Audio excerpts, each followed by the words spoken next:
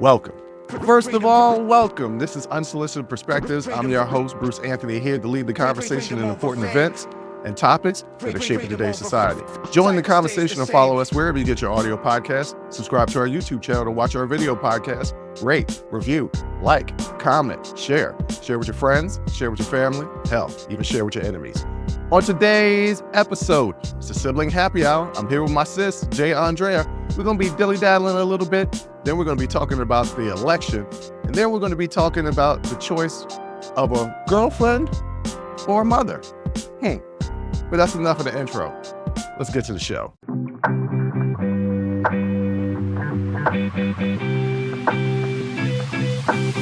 What up, sis? What up, brother? I can call it. Yeah, I can. I can see. What you mean you can see? I look that bad? I wouldn't say bad. Okay, you don't look bad. You look tired. I look haggard. Yes. Okay, yeah, just because a time last night was had. Yeah. Okay. Celebrating. I made the mistake of calling one of y'all. Well, okay. So and I could hear the time being had. So to get an audience an explanation, our cousin's birthday was earlier this week. Mm-hmm. So our cousin, our brother, and our father went out for a brunch. Yeah. Now, okay. Our cousin wanted to go to a specific restaurant. Yeah. Cool. Your birthday, we do what you want to do. But it was booked really solid that day. So the earliest that we could get brunch was 2:30. Oh, okay. So I said, hey guys, why don't everybody come to my house at 1? We will do a gentleman's champagne pre-brunch. Okay. And hang out before we get to the brunch. I don't know why you had to masculinize it. That's a new word I just made up. Yeah, I can tell because I didn't know what the hell you was talking about. It has to be a gentleman's champagne pre-brunch. Why can't it just be a champagne pre-brunch? Because the emphasis is on gentlemen. Like it's very Harry Belafonte, very classy. Okay, but it's the same champagne everybody drinks, right? It's the same. Well, it's the same Aldi champagne that I drink. But Dad brought us Snoop Dogg champagne, which is actually very tasty. Well, I'm gonna have it as a mimosa. I'm gonna have it after the show, so I will tell you how it goes. But so the plan was everybody get here at 1. Guess what time everybody got here? I will say 3:30, 4 o'clock. No. Our cousin didn't even make it. He was just like, I'll meet y'all at the restaurant. I was like, okay. All right. Yeah. Our father and brother got here at 2:15. Once again, the reservation's at 2:30. Yeah. And it takes 20 minutes to get there. Yeah.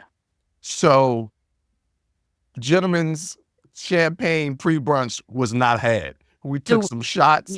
I had it. Yeah. I was started wondering. at 1. I was like, did you have it solo? Yeah, I had it solo from 1. That's the problem. What you mean? You told people the correct time. I never, even on an invitation, do I ever put the correct time. I always put an hour or 2 earlier so that you ever notice my parties start at 6 p.m. No, right. They don't. They start at 8. But I put on there 6 so that people show up at 8.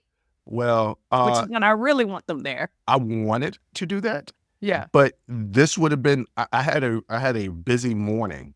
I had a lot of stuff. I had work I had to do. I had to get my workout in. There was a lot of stuff that I had to do that morning. Yeah. So I was pushing up against the clock, even though I was dressed and out of the shower and ready to go at 12:30. So I gave myself an extra 30 minutes, but I didn't want to say earlier and then this be the time everybody show up on time. And then I'm not ready. But that's never going to be the time. Well, it'll be the one time where I do that, and then everybody will show up on time, and I'll just be getting out the shower, and then got to rush to get ready. You know what I've noticed about myself? What's older I get, the less punctual I am. And I used to be highly punctual because I hated being late because I felt like we were always late as kids. And so I was always super punctual, or I would get somewhere early. Now it's like the older I get, like the more I'm like, oh, look, they'll be all right. You know how I know that you ain't lying? How do you know? Because routinely you're late. But this morning you was on time. Yes. I was on time. I was on time this morning. I was ready to go. Well, because I had proposed a lot of what we're going to talk about today. So I was like, okay, let me get on my P's and Q's and make sure I've got things written out. So I got my notes. Basically, you knew you was going to have to carry the show after calling me last night. After I called for just some nonsense, just a random call to my brother. And I heard, it was some 90s jam. I don't even remember what it was. I but don't I was know. like, Show Me where Love are is popping in my head right now, but that was not it. No. And I was like, what in the... And I heard in the background, tell Jay we have the strip club. And I was like, okay. All right. Okay. Well, I'm going to go ahead and hang up. All right. So we get to brunch late. We don't get there till 3:00. And I'm like, our reservation is shot. Yeah. So I told our cousin who was going to be there, who was meeting us there, hey, go ahead and grab the table because we're going to be late for the reservation. Yeah. He was like, okay. So he was there. He grabbed the table. We had brunch. The food was good. Okay. Ted's Bulletin, little shout out. I love that place. No, I'm thinking of another place. But Ted's Bulletin has these homemade Pop-Tarts. No, that's Ted Bulletin. Yeah. Yes. Yeah, they got these homemade Pop-Tarts. If you get there early enough before they sell out, you can get the most delicious homemade Pop-Tart. Yeah, no. They gave our cousin one to celebrate his birthday for free. I love it. So he gave us a little piece of it. A lot of food. A lot of food. And we're going to get into that later. Yeah. But then we come back to my place to have the post brunch gentleman's celebration. Right. But we don't drink any champagne. We sitting up here drinking liquor. Yeah. Yes. We drink liquor. I assume so. I assume the champagne was had at brunch. And now you all have moved on. Nope. Didn't even have champagne. We went straight to the liquor at brunch because it was 3:00. So it wasn't brunch no more. It was lunch. Oh, okay. Yeah, no. Sure. So honestly, that's like an early supper. Really? You can definitely have you a drink. I mean, you can have a drink once noon hits. Truly, yes. Yeah. Before noon on vacation, but once noon hits on a regular day, if you ain't got nothing to do, you can go ahead and start drinking. That's the Unsolicited Perspectives with Bruce Anthony stamp of approval. Go ahead. Definitely, if where you're vacationing has a swim-up bar, you can do anything before noon. Vacation, just as soon as you wake up. Yeah. Start o'clock. Yeah. So we do that. We come back to my place and we're chilling. Dad leaves and we're just like chilling. We just vibing or whatever. And I'm like, you know me, I get antsy. Yes. Like, we got to go do something. Yeah. Like, what you want to do? Strip club. Okay. All right, we go to the strip club. Yeah. So we go to the strip club, and I had a good time. I think they had a good time as well, but this is the reason why I had a good time. Okay. I was macking in the strip club. No. And I just want to stop you there. You were having a delusion in the strip club. But go ahead. No. Well, okay, so that's me and my cousin's thing is just go to the strip club. That's typically when we hang out, we end up there at the end of the night. Mm-hmm. At one of the various two strip clubs. And it really is like a nudie bar because they don't get totally nude. Yeah. They got pasties on the breasts, Yeah. They don't get totally nude. And there was one time where, one of the dancers like took a liking to me. Let's just How much money did you spend? I didn't spend any money. That's what I'm saying. She took a liking to me. Okay. And we hung out after she got off work. We hung out after, went to Dave & Buster's because, that's my favorite place in the whole world. Yes. Went to Dave & Buster's and then, we like legitimately hung out. So last night I was strip club macking again to a young lady. And I say young because she's younger than me. A young lady that I had met a year prior that we exchanged numbers, and I kind of blew her off. And she was like, I'm looking through the text threads right now. You haven't talked to me in a year. Why do you want to talk to me now? And I was on my romance Mac thing. And I was just like, hey, come find out. She lived right down the road from me. So we gonna, get together. So, I was macking in the strip club a little bit, just a little bit. How much money did you spend? I mean, on her, none. But in general, too much. Okay. I mean, I just don't want men to think that that's always a possibility. Like, also realize like they're trying to sell you a fantasy. Yeah. Yeah. So, all right. I get it. You know, I've been going to strip clubs for a long time. Long time. You know, close to 26 years. Okay. I've been going to strip clubs. Okay. I didn't mean to yell that loud, but okay. Actually, I was going to strip clubs at 16 because I had a fake ID. So 28 years. I've been going to strip clubs for 28 years. I love strip club. Man, I love them strippers. I'm not nothing wrong with the strip club. Yeah, Listen, hey, nothing look, wrong with the strip club. I mean, there's one right down the street from your house I've been dying to go to every time. I don't know why you just won't. Why would just let go? Because every time I propose it, you're like, yeah, we're going to do it. And it never happens. You know why? Because I end up, the first thing that I do, the very first night when I get to your place is order Sonic. And once I order Sonic, night's over. Okay. Yeah, the night's over. I ain't going nowhere after eating Sonic. Yeah. You know, night is over. Yeah. So, and then after that, it's like I've been drinking all day and I know it's going to be worse at the strip club. Because it was worse last night at the strip club. And then I came home. 3 o'clock in the morning, we go to Z Burger. Okay. I don't know if you ever heard of this place. It's like a burger joint. Okay. And when we got out the Uber to go to the strip club, I pointed at the restaurant and I said, when we leave out of here, we going there for the after hours eats. Yeah. It's like, we going to do that because I wanted to get a milkshake and all that. I didn't. I got a burger. Thank goodness. I got a burger, half fries, half onion rings. Jay, when I tell you they gave me enough for 4 people. Yeah. A family of 4 could have eaten my meal. Yeah. And between that and the brunch, I want to talk about the fact that America just overfeeds you whenever you go out to eat. Yes. And let me tell you, it's not lost on people around the world. Because when I was in Italy, specifically, I want to say I was in Rome and I was at the hotel and they had 2 breakfasts. They had the Italian breakfast and then they had the American breakfast. Okay. When I tell you that croissant was the size of a football compared to the very normal croissant, like everything was huge and oversized. And the portions were huge and oversized. And I was just like, I will take the Italian breakfast. Thank you. Because even as an American, that's too much. Like that y'all think we really eat that much that our croissants have to be the size of a football. And I'm not kidding. I could hold that croissant with 2 hands. It was ridiculous. And I'm like, what's up in the thing? Right. And they're not all the way wrong. They're not all the way wrong. Because I went to Sonic. When? Last night. Because I wanted a slush.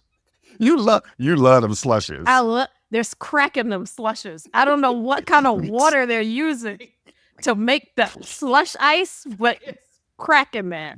So I love me a great slush from Sonic. Okay. So I was like, look, I'm hot. I'm a little high. I was at my cousin's house. You know, his girlfriend had made some jerk chicken egg rolls and we was eating them. They all are so good. And I was like, we had a little to drink and everything. So I was like, all right, we're going to give me a slush because that's how I want to end my night. Okay. I forgot why you would start talking about Sonic. Because I don't know, because we were talking about like excessive amount of food. Oh, and the Sonic slush I got is this giant 44-ounce. You know the big Stanley cups? Yes. The big you a big gulp Sonic. Yes. And basically what I do is I put it in the freezer and every once in a while I take a spoon and I eat from the slush and I put it in the freezer. But it's this 44-ounce giant slush for like $3. So it's almost like, why not get it? Right. Because it's like, it's only a few cents more than the large or the medium. It's like, why not just get the boosted size? But then as I'm holding it again with 2 hands, because it's that giant, I'm like, it's ridiculous. But I need all of this slush.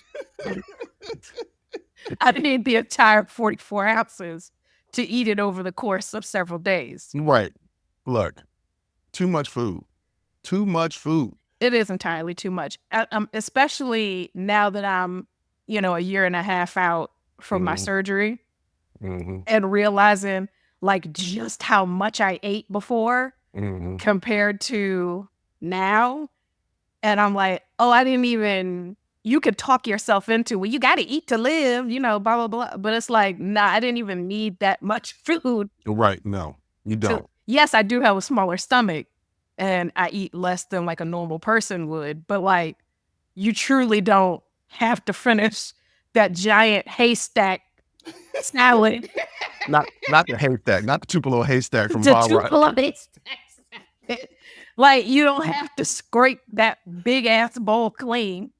And that bowl was bowl. big. Yeah, it was like a 10-inch bowl. It was a huge bowl, and then it was pile high fried chicken and it didn't have to be fried chicken. It could have been grilled chicken. It had to be fried chicken.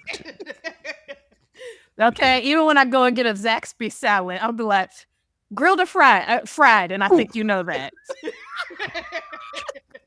This is Atlanta. So don't give me no grilled chicken on my salad. Oh my! Don't piss me off.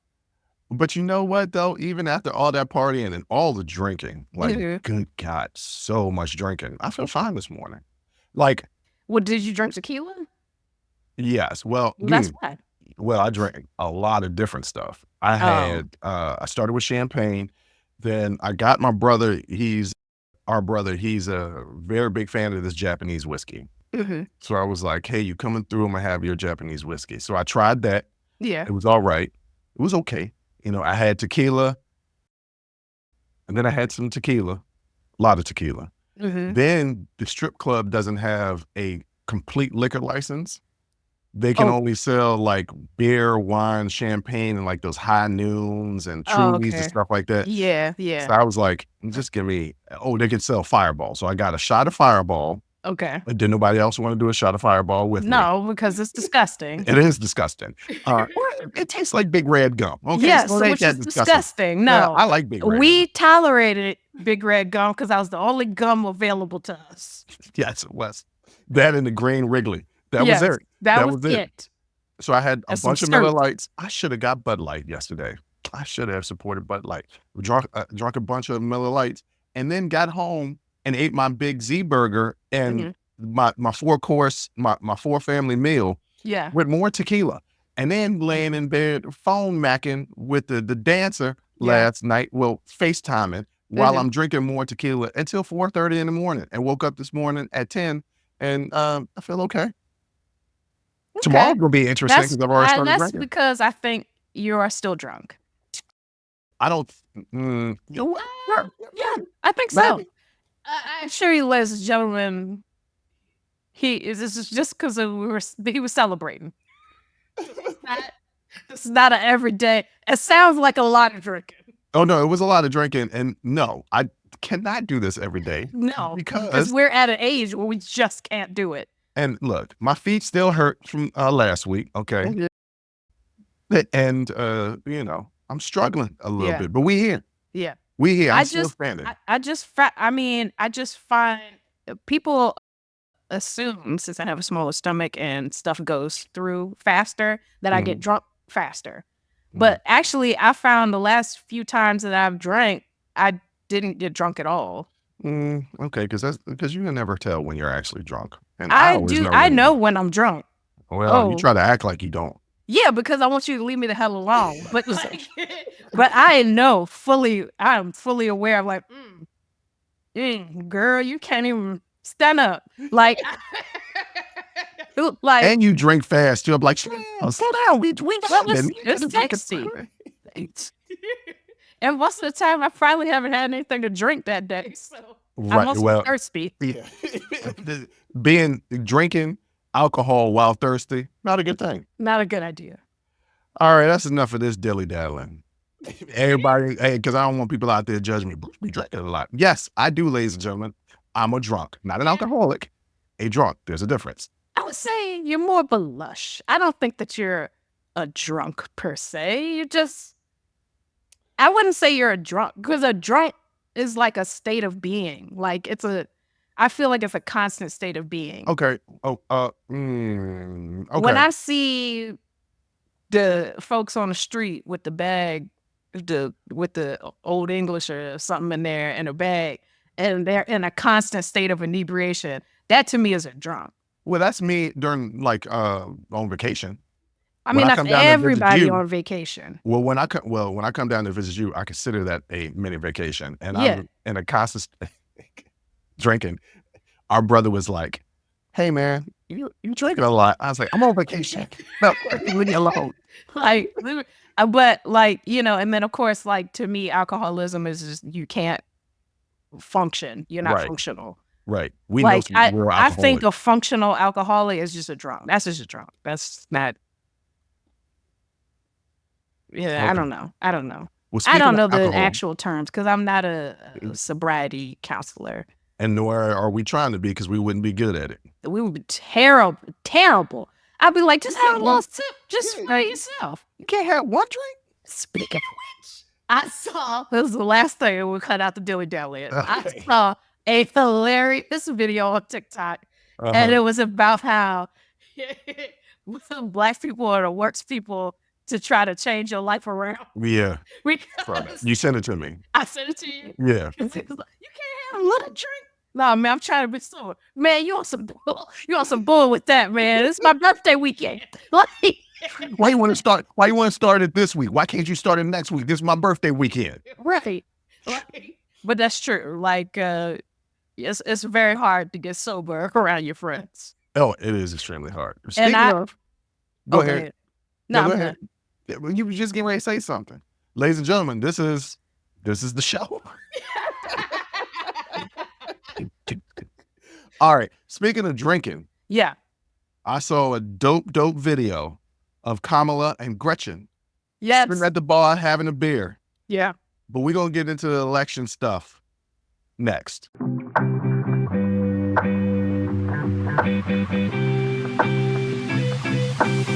All right, ladies and gentlemen, we are 1 week away. Yeah. From election day.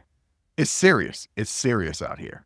Like I wish this was a simulation. Like this is real life right now.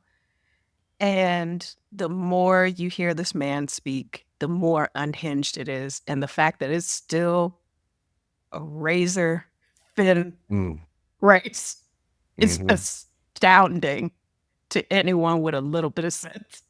So you probably haven't listened to it yet. On the last show, I did a comparative analysis of Trump versus Hitler. Yes. Because that's been thrown around a lot. Yeah. That he is a fascist. I don't think that really can be disputed. No. I mean, his own words. Yeah. But the comparisons to Hitler are there as far as their rise to power. But obviously, he's not Hitler. Hitler is one of the worst human beings in the history of Earth. Yeah. Right? Like, he's not there, but he could get there. And yeah, I don't think people really realize how serious it is because people are just like, no, he's not. He doesn't mean the things he says. No, he absolutely means the things that definitely does. And he was on Joe Rogan, and I don't know how anybody can look at, and Joe actually was being a better journalist than some of the journalists I see, some of the main network journalists I see pushing back and questioning him and just letting him talk, but also like purposely guiding the conversation. Like, say what you want about Joe Rogan as a podcaster, as an interviewer, he is good at asking you a question, following up. If what you're saying isn't making sense. Right. Like, wait a minute, you need to explain this better to me. And he was doing that with Trump. And if you watch that interview, Trump just like doesn't make sense. And it got so bad. It got so bad. Joe Rogan was like, hey man, your weave's getting kind of wide here. And he was like, let's keep going. No big deal. You know, he's like, let's get back to tariffs. No, but before we finish with tariffs. And he wants to keep going with this crazy, elaborate story or whatever that he's trying to quote unquote weave. The great thing about that interview with Joe Rogan was, well, one, that it was a negative for Trump, but also the reason why I think it was Joe Rogan performed so well was because he's not a journalist. it was just kind of like a regular dude, like, hey, man, just let's have an actual conversation here. Mm-hmm. What is this? What do you think that is? Well, can you explain that? Well, are you ever going to show us evidence of that? Well, what is it? What does that mean? But can you tell me what, because it just felt like this is hey, man, I'm just a regular guy. I'm just trying to ask you some questions. Right. And trying to get some answers out of it. And he approached it like a regular guy. He didn't approach it like a political pundit who might elevate Trump because he's a former president, right? To where they're asking him serious questions and expecting a serious answer. And yeah, they may push him on stuff, but they're not going to, they're still keeping him on an elevated status where he felt more grounded in the interview with Joe Rogan. Mm-hmm. Joe Rogan didn't treat him like a former president. He was just like, we're two guys having a conversation. We're two guys in the manosphere having a conversation, you know? And I definitely think it was not a successful interview for Trump. And that's, good for us because Joe Rogan has the largest podcast platform. And everybody heard him laugh when Trump said something ridiculous, or heard him say, hey, man, that weave is getting kind of wide. So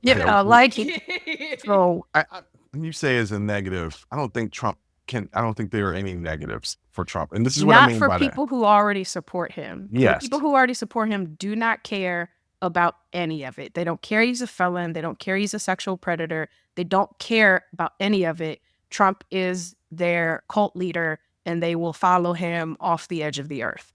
What I'm talking about, I mean, it's just the truth. And you're not going to ever change their mind. You're not going to, there's some of them that have been persuaded and will vote their conscience or something like that, where we try to appeal to people's better nature. But for the 47% or whatever that always and has always staunchly supported him in 2016 and 2020, in 2018, his picks for, state office and for Congress and Senate, and the people who are supporting him now, you're not going to change their minds. But for the people who somehow are still undecided and who listen to Joe Rogan, which is a huge community of people, not so much as the media is making it out to be, like undecided voters are still like a small percentage of voters, but they're the most important right now.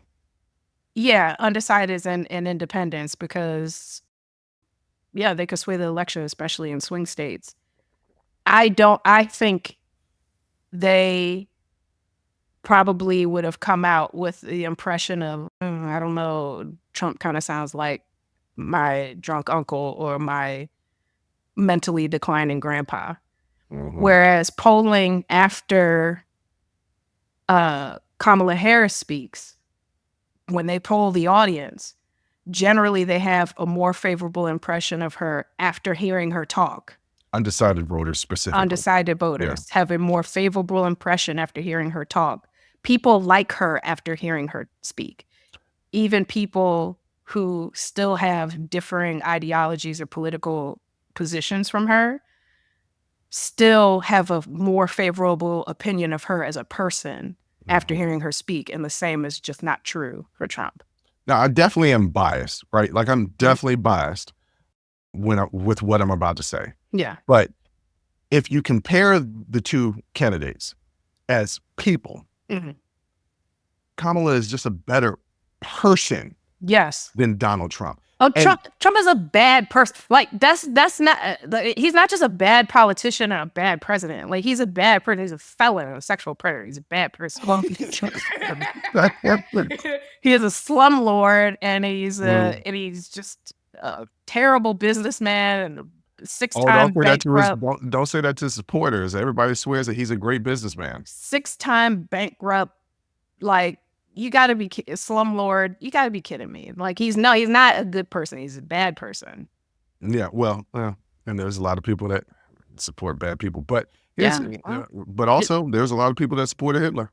Just going to make that clear. Yeah, that's he had a whole got the power. He had a damn near a whole nation behind him, and the ones who weren't behind him were too scared to say that they weren't. Mm-hmm. So you don't. I don't want to use the word accomplish. You don't do what he did, Hitler, on the scale that he did it without having an incredible amount of people be complicit in that, and that's that 47%. Yep. Everybody is like, well, this won't really happen. It will. But you texted me, and I thought this was funny. You said you went to the wrong rally. I did. Damn it. I went to the wrong rally. And because there was a second rally out, as you know, I went to the rally in Atlanta. Mm-hmm. It was a great rally. It was nice being there and feeling the energy and getting a chance to hear her speak, in person.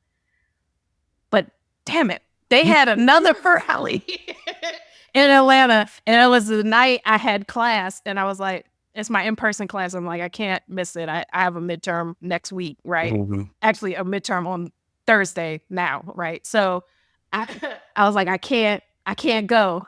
So I watched the highlights, and I watched it live. Let me just go over the lineup, okay? Okay. Now, I don't even like this man, but he was there anyway, and he gave a great speech. Tyler Perry. Spike Lee was there. You'd be crushing Tyler Perry. Spike Lee was there? I didn't even see Spike Lee was there. Samuel L. Jackson was there. Looking like a damn Jedi Knight. Okay. Bruce Springsteen showed up, understood the assignment, and brought his guitar and performed 3 songs. And when I say understood the assignment, again, this goes back. Yeah, I'm about to kill Usher. But Usher, but not just that, Lizzo in Detroit. Okay.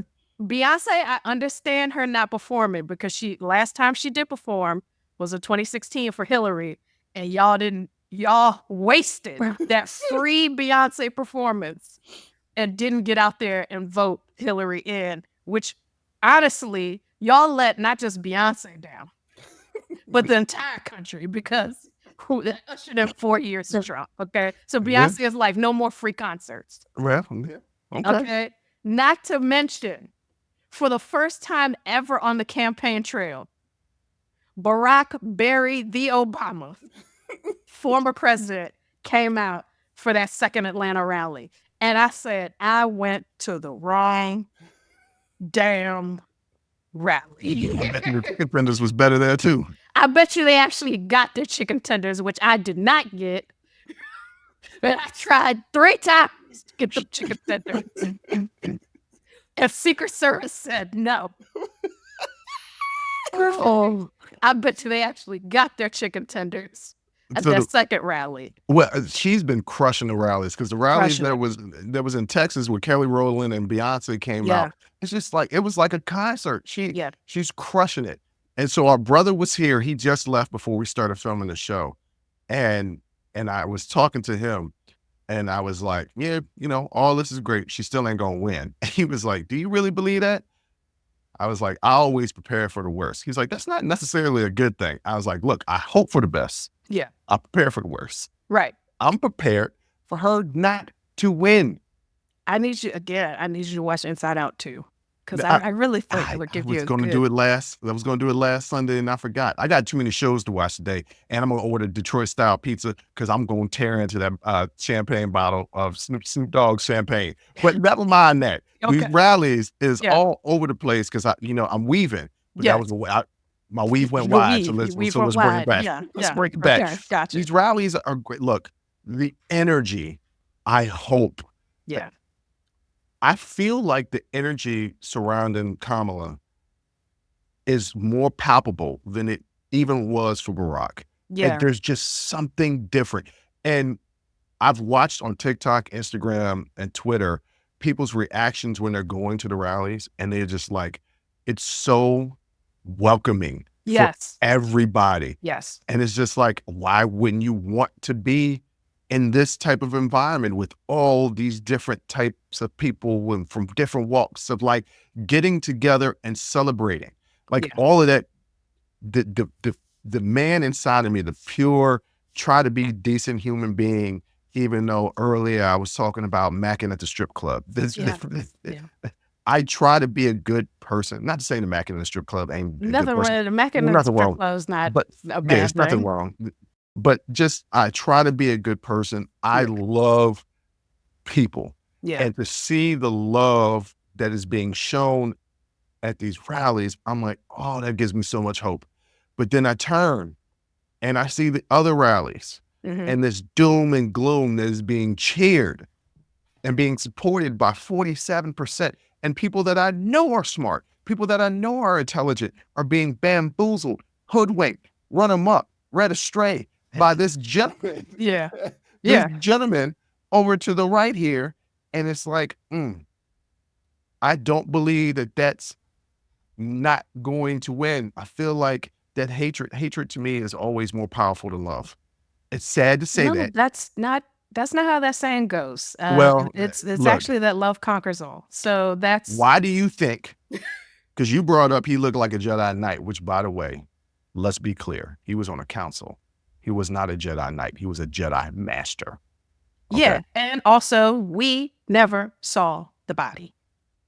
We never saw the body. We don't know what happened to Master Mace Windu. Yeah, but when you watch Star Wars, they had all these Jedi that were trained in the light side of the Force. And these Sith, it was only 2, could take out multiple Jedis. Yeah. Hate is always stronger than love. Hate lasts longer than love. Well, you have to remember, hate is easier than love. I'm no expert. Okay. I'm no expert. So hate or love? Because you are a hater. On Star Wars. No, I'm an expert hater. I have a PhD in that. Flair 80 degree? Yes. But isn't it the point of the Jedi is that they eschew emotion? Yeah, which isn't healthy. Right. But I think it's the fact that the Sith tap into emotion that make them more powerful in the moment. And that was always, to me, the downfall of the Jedi. It didn't feel like a Jedi was about to win until they started to feel some sort of fear or stakes or like some sort of emotional connection that they would tap into, and then they would win the fight. Well, you got to tap into the dark side. Ain't nothing wrong with tapping into the dark side. See, bringing balance to the Force. It's balance, right? It's not all light. It's light and dark. This weave is gone wide, but just bear with us. This weave is gone wide, but you got to tap into the dark side. It's a balance. But the dark side for these people is Tucker Carlson talking about bringing daddy home. What is he talking about? What? Yeah, how I brought that weave back, the dark side, and Tucker Carlson, dark side. We're going to talk about Tucker in a second, but to answer your earlier question, like, how can you be at a Harris rally and feel all of that love and multiculturalism and unity and not get excited? It was twofold. One, you have to be receptive to love. True. Ooh, that's deep. That's number one. That's deep. Second, when they see that crowd, they see all the people they have to share what they have with. They see people on social services. They see immigrants. They see all the people that are taking away what they feel like is theirs. They don't see unity. They see the money that the Democrats want to spend is all going to women, gays, Black people, and immigrants, and none of it's coming to me, Joe Schmo from who the hell ever. Idaho. Sure. Yeah. If that's Born to be exact. I feel like they got good potatoes. So good for them. But like the Tucker Carlson thing, okay, y'all, if you haven't seen it, there's really no way to describe it. He likens Trump to daddy coming home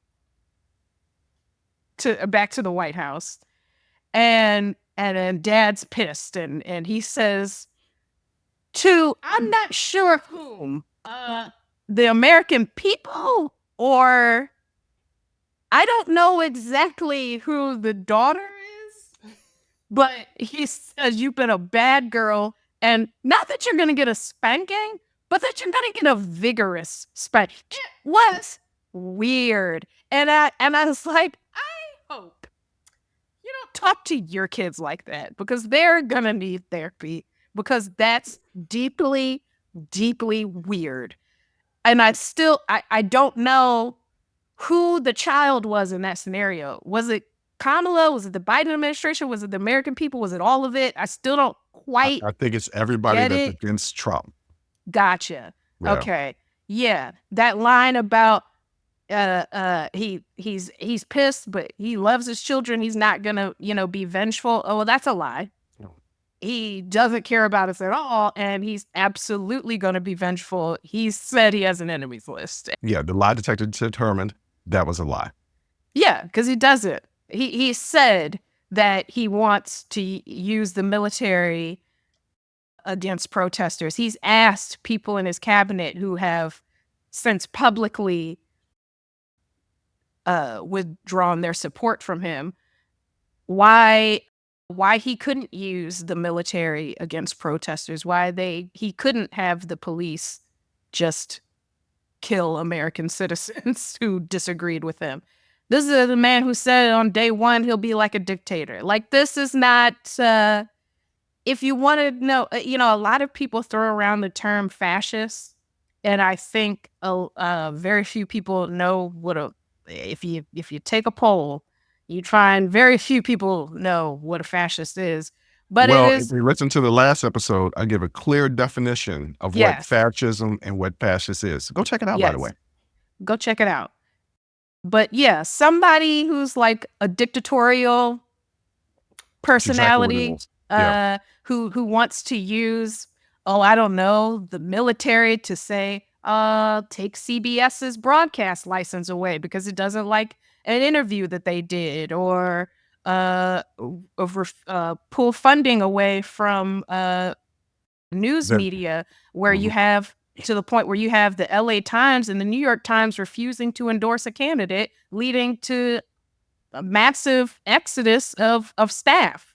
And Washington Post. Don't forget the Washington Post. Yeah, and am I mixing up the New York Times with the Washington Post, or did both of them refuse to? It was the Washington Post, and then I can't remember what the other newspaper is, but the Washington Post. I know the LA Times. Okay, then there was Washington Post and LA Times. And the Washington Post, because Jeff Bezos, the editorial board, was going to back Kamala. Yeah. And he jumped in and nixed it. Yeah. So we have two of the richest people in the world.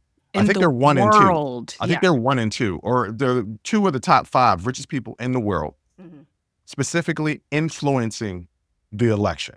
Yeah. Okay. That's fascism, people. But you know what, though? I cannot use Twitter. Yeah. But damn it, you can't take away my Amazon from me. I'm sorry. Jeff did something wrong, but you gonna stop using Amazon? Exactly. That's what I'm saying. We share an Amazon account. Yeah. We Amazon got faithful customers between both of us. Okay. Truly faithful customers. Okay. Boy, sometimes go to the grocery store. I'm just gonna order Amazon groceries. I can get my groceries that way. It'll be delivered. It was delivered yesterday morning. I woke up, got an alert. Food was in front of my door. Opened my door. Food right there. I didn't have to do nothing. Yeah. So Jeff, you got us. But you was wrong for that. I'm just gonna point that out. You was wrong. You shouldn't have did it. Nah. But unfortunately, I'm still going to support your company. With me personally, there will be no consequences or repercussions. None. Because I'm still going to read the Washington Post, and I'm still going to shop at Amazon. I know. Yeah, y'all. I know. We hypocrites. Come up with another platform. Come up with another one. And that's the reason why I still listen to Bad Boy. See this weave? No. See how I weaved it all in? No. It was wild, and I brought it all back. I got a line, and Diddy definitely crossed that line. Okay, Diddy crossed the line. But if Jeff Bezos did what Diddy did, you gonna stop using Amazon? Absolutely. I don't believe you. Nah, I definitely would. I would be on Walmart. I would be on Walmart. I get everything from Temu. It's like, listen, I'd have to figure it out. Like, I do have a line, and so if it came out, Bezos, they would have to oust him completely from the company and remove all traces of him. He doesn't even run the company anymore. I think they have other CEOs. He's still on the board, but he's not. It's not even like it's not. Yeah, but I mean, is he like majority stakeholder? I mean, yes, he's still a majority stakeholder, but there are other stakeholders. So the point is, he has a say where he can go to the editorial board of the Washington Post and say, "No, we're not." No, he owns the Washington Post. Yeah, I'm talking about Amazon specifically because I don't want to lose my Amazon. But but going back to we were talking about the different rallies. And her having all these surrogates speak on her behalf, Samuel Jackson and Tyler Perry and Barack Obama. Let me tell you something. The Obamas are not playing not this with time around. People. And I don't know if you noticed, but I certainly have, as a linguist myself. But Barack v. Obama has been tapping into that AAVE yes, he has. like nobody's business, because I just heard him at a rally talking about Trump, sounding like your crazy grandfather. He'd be like, "You gonna call up your brother, your sister, your cousin, and he said, quote, you be all like, let me holla at you." And I said, who is this? Not the B. He didn't put the B in there. He said, you be all like, let me holla at you. I wrote it. And I said, who is this?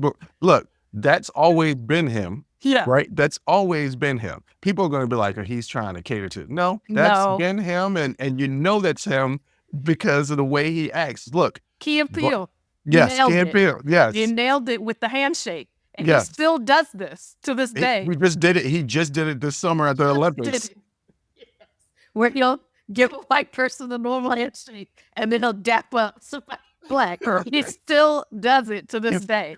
Like he just got called out on it. He did an interview on a podcast or something, and the guy was like, "You did the same thing. We just walked in."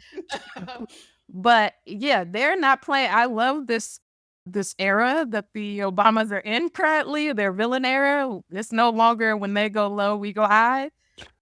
They were trying to hold on to the prestige of former presidents. Yeah. And they realized that's gone. That's gone while he is in the sphere of politics. Yeah. All civility and decency is gone. You might as well match that energy.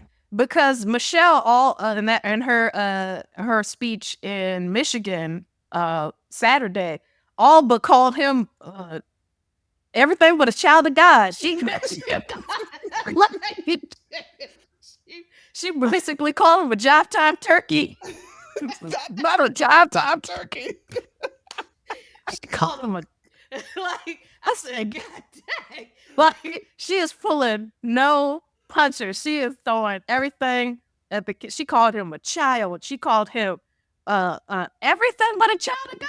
I mean, that's ain't no other way to put it. I love the villain era that the Obamas are in, and they are not playing. And I her speech, and I noticed a lot of the speeches are all geared towards reproductive freedom.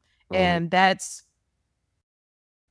I think, going to be the economy and reproductive freedom are going to be one of the key issues that people vote on. And immigration, but I don't think people care as much. To me, that seems more like a dog whistle. I don't think people care. Very much a dog. I mean, it is a real issue, and Yeah. the immigration system needs to be fixed. Yes. I don't know what the answer is to the immigration issue. I don't have a clue. Especially when we're a country built on immigrants. Yes, that has still a giant statue right off of New York City that says, "Bring me your what is it? Your coal, your huddled masses, all of that." Like whatever it was, you just butchered it. It was something like that. It was something, your huddled masses. The point is, I thought it was your poor, you're hungry, but I might be getting it confused with something. I might be getting it confused with one of them commercials with the starving kids. And it might be the Christian Children's Fund. Yeah. The weave is getting wide. Let's bring it back. Weave's getting wide. No, but she's definitely making that push. She's in the phase of her campaign where they call it the closing arguments. Mm-hmm. So a lot of what you'll see right now is going to be her ultimate message that she's trying to get out there, and that's opportunity economy and reproductive freedom. And I think that it's dope that she did that rally in Houston with Beyonce and Kelly Rowland, who both delivered very good speeches. I don't know who their speechwriters are, but they did an excellent job. By the way, Kelly, God, you are aging like fine wine. She's that girl. Period. So to me, she has always been that girl. Wow. And they walked out there hand in hand looking like a lesbian power couple, and I loved every minute of it. But from that. I don't think that statement. But I mean, it's not like Kamala Harris is going to take Texas. She's not. Mm-hmm. But she was there for Colin Allred, who's a congressman who could going against Ted Cruz, very possibly unseat Ted Cruz. Finally. Yeah, even Republicans don't nobody like Ted Cruz. Nobody likes Ted Cruz except for the people that keep voting for him. I don't think they do. They don't have no choice. I want to come back on something about Tucker Carlson. It's really funny to me, these hypocrites that have called Trump the worst. He said some stuff that there's audio of him just saying that Trump is an idiot and he's not smart and this and that. And he's speaking, that is like, I understand, like there are some politicians when you are in these primaries and they're attacking each other to get the nomination, right? Yeah. And then when they get the nomination, they're like, okay, well now we're on the same team. Right. But a lot of times the attacks aren't so personal as you're stupid, you're an idiot, you weren't a good president. And these are off-season attacks. Like these are. Off-season. Off-season. That's crazy. Like where it's like it's not an election year or something. We're just in the news for some reason. I mean, a prime culprit of that is J.D. Vance. He called him America's Hitler. Yep, sure enough did. I'm tripping off with Trump. I'm like, you hold such grudges on people. These people have said some horrible things about you, and they just come around and be like, all right, I'm going to ride on the team, and you just accept them in the fold? Yeah. That doesn't track with, I don't know, he doesn't care as long as you flatter him to his face. And J.D. Vance, I just believed a lot of misinformation. And I know that's exactly what he did. I believed a lot of misinformation out there about you, sir, but I know that you're a good man and be a good person. He just wants power.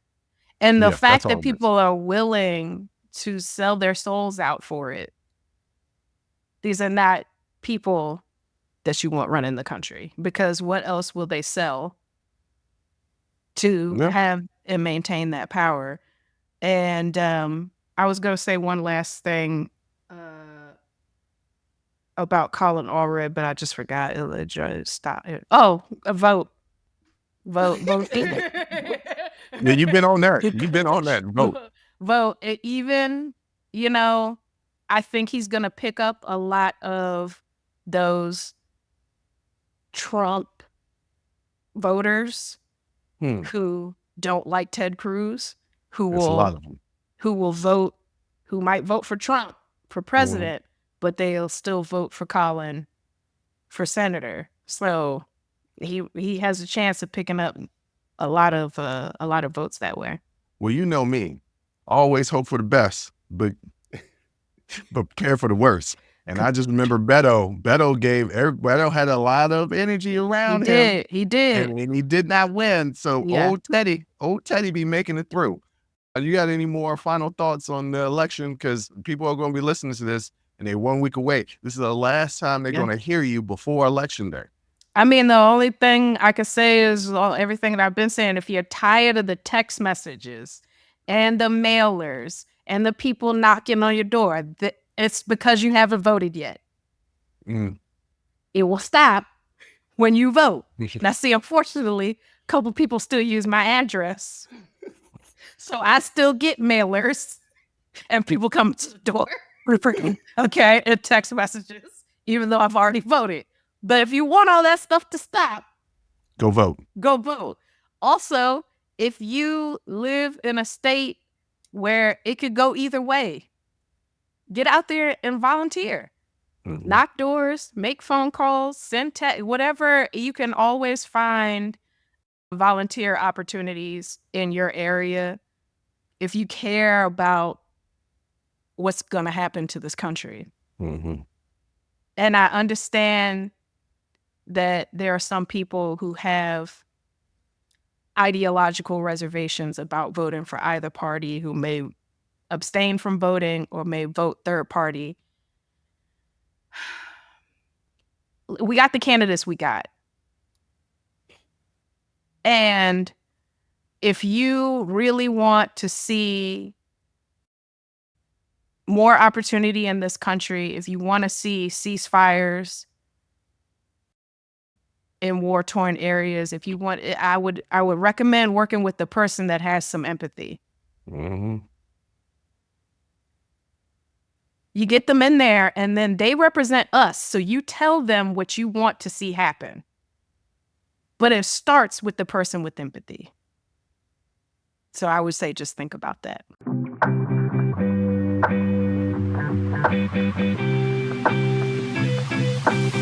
All right, sis, to kind of weave into something completely different. This is not part of the weave. We've started a new tapestry.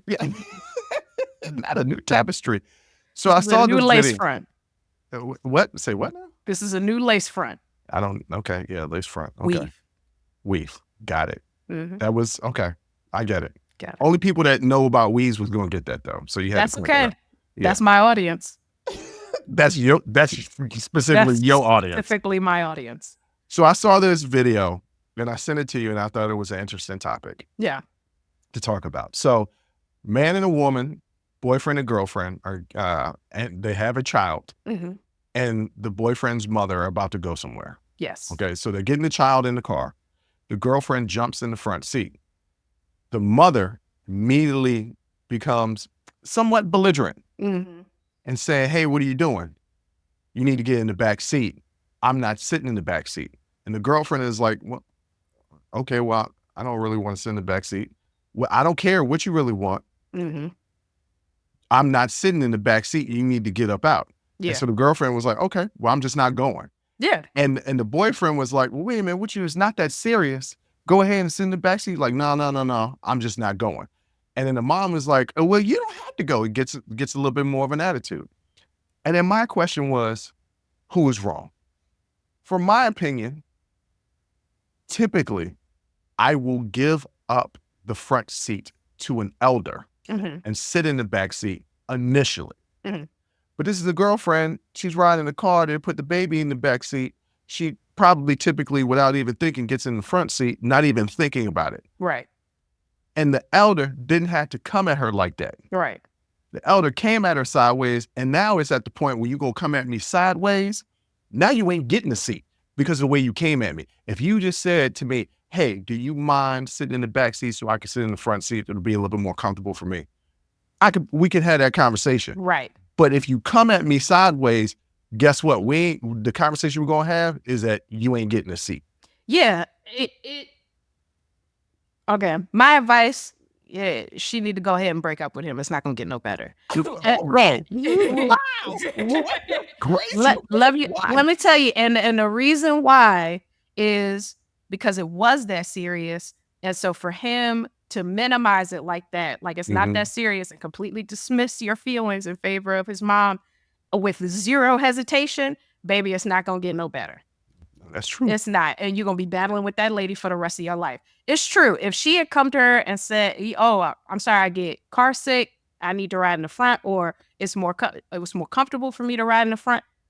Yeah, you're right. Go ahead. You can have the seat. And then if the girlfriend, after coming at you right, the mom comes at her right and asks properly and with respect, and the girlfriend has an issue, then the girlfriend is in the wrong.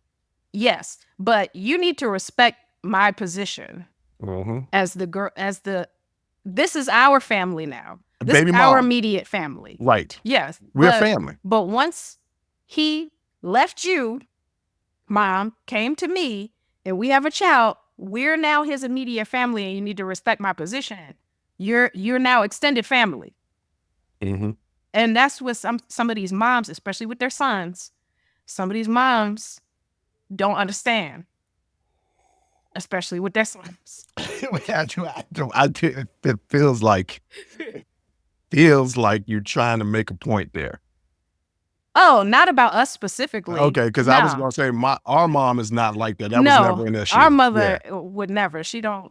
Yeah. She don't get involved like that. She like y'all are grown, you know. Right. You know, and she doesn't overstep like just our mother would never. And she just would never come at somebody that way. It was 100% the complete lack of respect the mom showed the girlfriend, and the fact that the boyfriend, when hearing it, didn't say, hey, mom, you don't have to talk to her like that. If there's a reason you need the seat, right, that's one thing, but you don't have to talk to the mother of my child like that.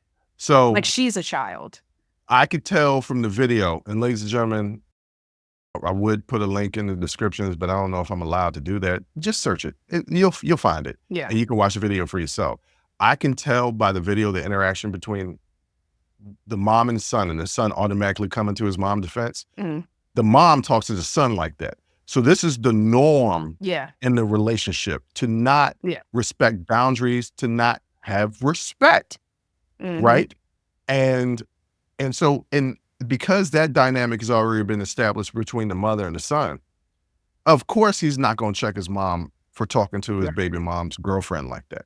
And what I didn't say is that mama took a shot at baby moms and saying, y'all not even married. And it's like, okay, you really do not respect me at all. When she quietly and calmly said, well, I'm not going to go because I'm been disrespected, and now wherever we were going to go, I'm not even going to be fun to be around at this point. So I'm not going to go.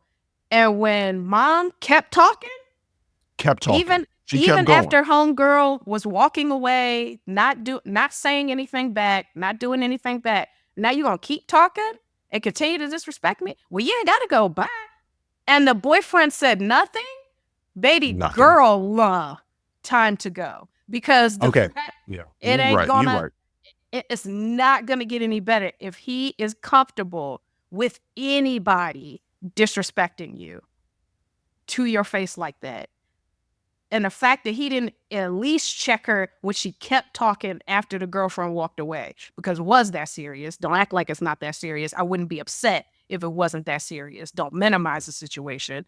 But when after you did that and I walk away and she's still talking and you're still not saying anything, okay. I think there's a larger same energy. Right. And I think there's a larger conversation to be had here that this instance just brings to light, is that people don't understand when you choose a partner how important that is. This is what I mean by that.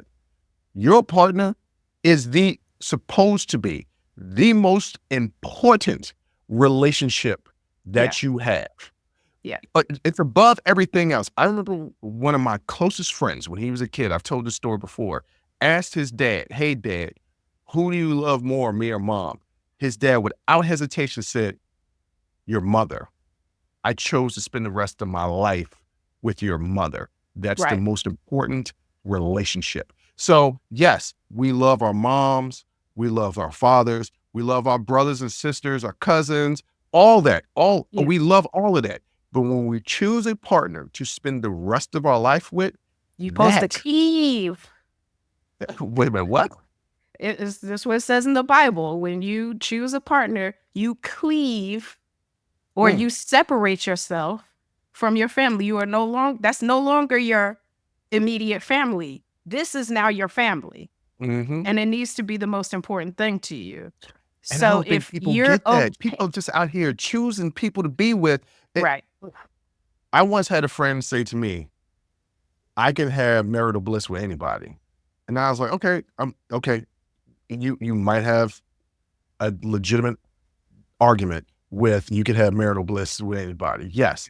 I get along with a lot of people. Could I be in a relationship for a long period of time with somebody and just be content?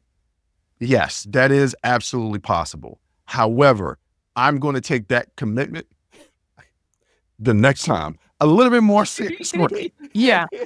A little bit more seriously. I took it seriously the first time, but you know what I mean. I'm going to take that commitment is important. And I think that people just haphazard be jumping into stuff, not realizing that you are trying to choose a partner that's going to be with you for the rest of your life. This is the most important relationship that you're going to have. And in this instance, where this gentleman, it's clearly showing, no, my relationship with my mother is still more important than the relationship with you. You're right. She need to bounce. It also highlights another very important thing, and that is some of y'all got real unhealthy relationships with your parents. Well, sometimes we all do.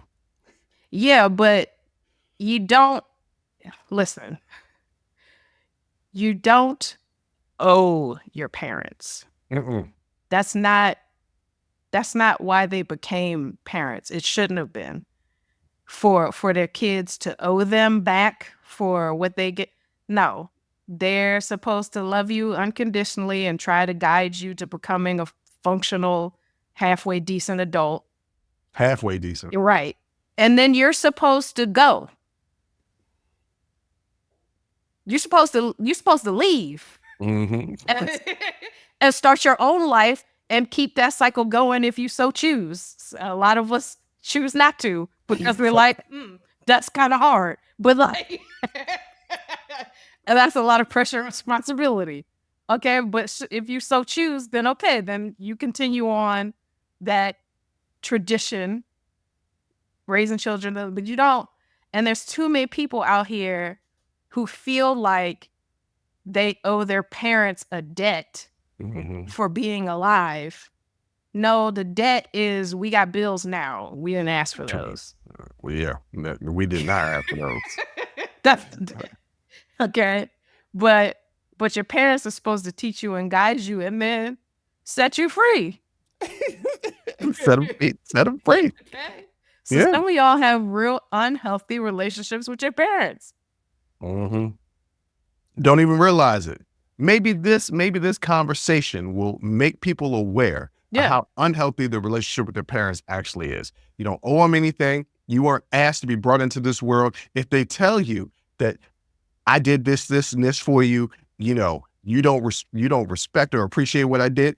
We didn't ask you to do that. Right. Okay. You chose to bring me into this world. This was your choice. I had no choice in the decision. None. I am your responsibility. That's what it is. And so I owe you nothing. I owe you respect. If respect has been given, I owe you respect. But other than that, I owe you nothing. I can love you or not love you. I love my parents because our parents are pretty great, after some years. No, but I mean, I think our relationships with our parents now are much healthier ones. Oh yeah. That's because we got older and through therapy, we understood, boundaries. Yeah, but they had to understand that too. Like, it's a two-way street. Like, yeah, it's true. When I say some of y'all have unhealthy relationships with your parents, I'm not blaming you unless you are the problem. But So but then you a are lot blaming of time, I mean, if in their particular scenario, the child is the one that got the problem, then the child's the one that got the problem. But a lot of times it's a parent having an unhealthy attachment to their child. Yeah. Like, that child doesn't owe you the rest of their life. No, they don't. You're supposed to set them free, and you're not doing that. No. And you're hindering them by not doing that. Don't be a mother hen for all your life. Jay, that was pretty good, but you got anything else you want to let people know? I know vote. Yeah. That's what you always say, vote. No, that was it. And on that note, ladies and gentlemen, we're done for today. So thank you for listening. Thank you for watching. And until next time, as always, I'll holla. Whew. That was a hell of a show. Thank you for rocking with us here on Unsolicited Perspectives with Bruce Anthony. Now, before you go, don't forget to follow, subscribe, like, comment, and share our podcast wherever you're listening or watching it to it. Pass it along to your friends. If you enjoy it, that means the people that you rock will enjoy it also. So share the wealth, share the knowledge, share the noise. And for all those people that say, well, I don't have a YouTube. If you have a Gmail account, you have a YouTube. Subscribe to our YouTube channel where you can actually watch our video podcast. But the real party is on our Patreon page, After Hours Uncensored and Talking Straight-ish. After Hours Uncensored is another show with my sister. And once again, the key word there is uncensored. Those are exclusively on our Patreon page. Jump onto our website at unsolicitedperspective.com for all things us. That's where you can get all of our audio, video, our blogs, and even buy our merch. And if you're really feeling genuine and want to help us out, you can donate on our donations page. Donations go strictly to improving our software and hardware so we can keep giving you guys good content that you can clearly listen to and that you can clearly see. So any donation would be appreciative. Most importantly, I want to say thank you for listening and watching and supporting us. And I'll catch you next time. Audi 5000. Peace.